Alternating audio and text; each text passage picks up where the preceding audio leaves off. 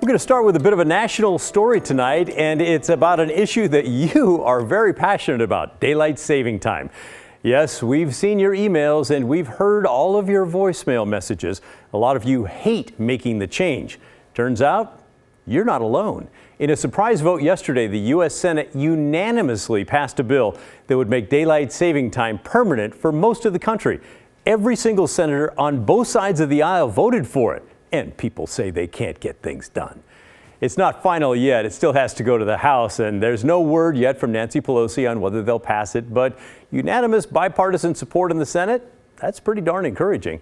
Let's take a look at the details. It's called the Sunshine Protective Act. If it becomes law, we'll stay on daylight saving time year-round. That means we'll have more light at the end of the day, but less at the beginning. More on that in a minute. It would go into effect on November of 2023 after input from airlines and broadcasters. No idea why they're asking broadcasters, but I'm glad that we're going to have a say. Arizona and Hawaii would stay on standard time because they don't observe daylight saving time right now. There's a lot of arguments in favor of year-round daylight saving. Researchers say car crashes and heart attacks increase when the clocks change, and mental health suffers. And it can be hard to adjust twice a year. And if you have small kids, you know it's extra hard. In the last decade, at least 30 states have said, we're done with this. We don't want to change our clocks anymore. Oregon, Washington, and California are among those states. We voted to stay on daylight saving time years ago, but it hasn't been approved by Congress yet. And of course, there are some people who want to stop changing the clocks, but they want to go back to standard time like we do in the winter. That would give us more light at the beginning of the day rather than the end. We got a statement today from the American Academy of Sleep Medicine. They say evidence shows that standard time better aligns with the human body and is better for overall health and safety. So what do you think? Would you rather have more daylight in the morning or the evening? I'm a little conflicted. I'm a morning guy, but I'm not sure. Now, before you answer that, let's bring in Matt Zaffino. He might have some insight that'll affect the answer, because it's not just a few minutes we're talking about, right, Matt? On either side, it could be, what, hours? It's an hour. So, yeah, it is significant for sure. And, boy, it is a hot button issue. It really is. I did a Facebook post on this last year and got all kinds of comments on that, too. So, first of all, the Sunshine Protection Act, bit of a misnomer. And let me just start with this. We're not changing the amount of daylight that strikes Earth.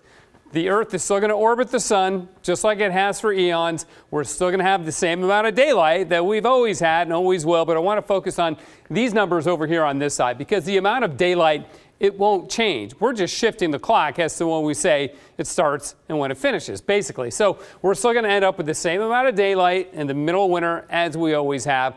We're just going to shift the clock. So maybe the Daylight Shifting Act would be a better name for that bill. So here's the biggest impact, as I see it anyway, if we go to year-round daylight saving time. Portland sunrise from December 27th to January 7th would be at 8:50 a.m. Right now, it's at 7:50 a.m. And, you know, in the middle of winter, I get up before it gets before it gets light. And personally, I kind of dread that. But let's leave my personal opinion out of this, because 8:50 a.m., think about the ramifications of that. That means kids are not only waiting for the school bus in the dark, they're starting class many times in the dark. So it's a big deal there. Seattle, even worse, because they're farther north. Their sunrise wouldn't be until nearly 9 o'clock, 8:57 from December 27th to January 6th. And just for kicks, I threw Anchorage on there.